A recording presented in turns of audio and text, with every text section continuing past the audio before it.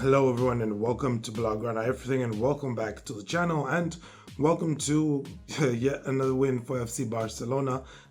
No Rafinha, no Araujo, no Inigo Martinez, no Pau Cubarsí, but no problem because Barcelona were able to get the 3 points and now put them 3 further points ahead of Real Madrid and of course give them full control over their own destiny in La Liga, with 3 goals, of course, this time around being scored by Ferran, Dani Olmo, and Robert Lewandowski. So, of course, this was one of those fixtures that made you sit down and wonder, what exactly is wrong with La Liga? What goes on in the heads of Tebas and all of his people, everybody else involved. Why is this match happening in an international break when Barcelona aren't even at full strength because literally they don't have all their players back yet from international duty?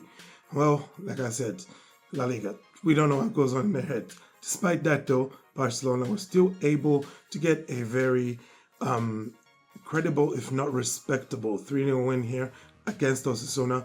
The goals, in particular the first one, pretty well worked that we saw from Barca. The football was good, despite the players that were missing here and there. We still had, the likes of your Frankies, likes of your Pedris, and, their quality just showed through on that first goal.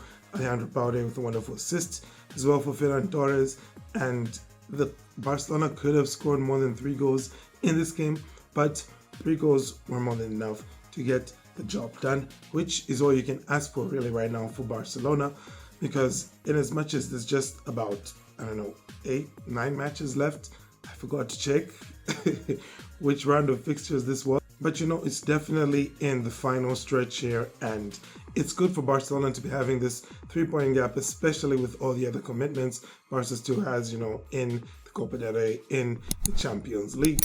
You need to have a bit of wiggle room sometimes, so should you drop points, in one match at least, you still have that advantage over Real Madrid.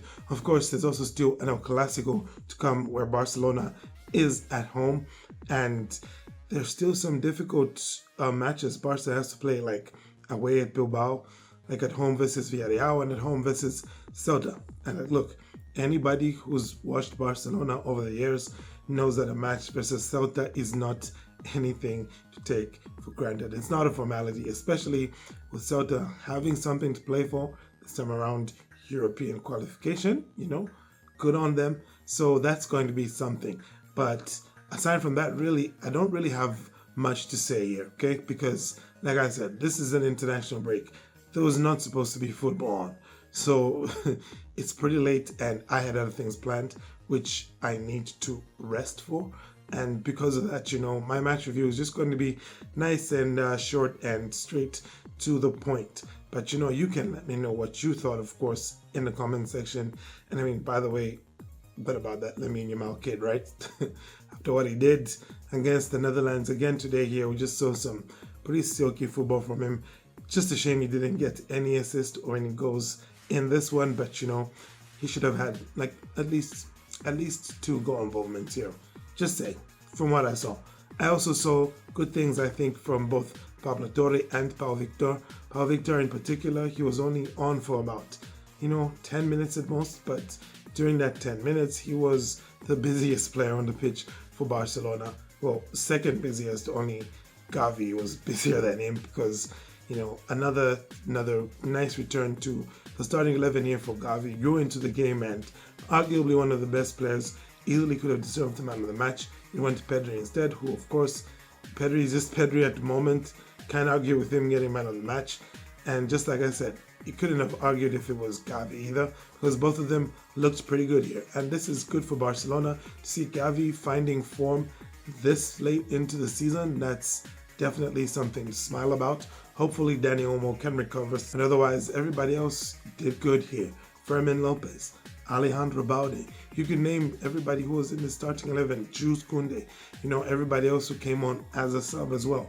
They did pretty well in this, and they acquitted themselves well. And it bodes well, really, for Barcelona. So we just look forward to what's coming up next. But until then, I thank you all for tuning in. To have a great day and Forza Barça.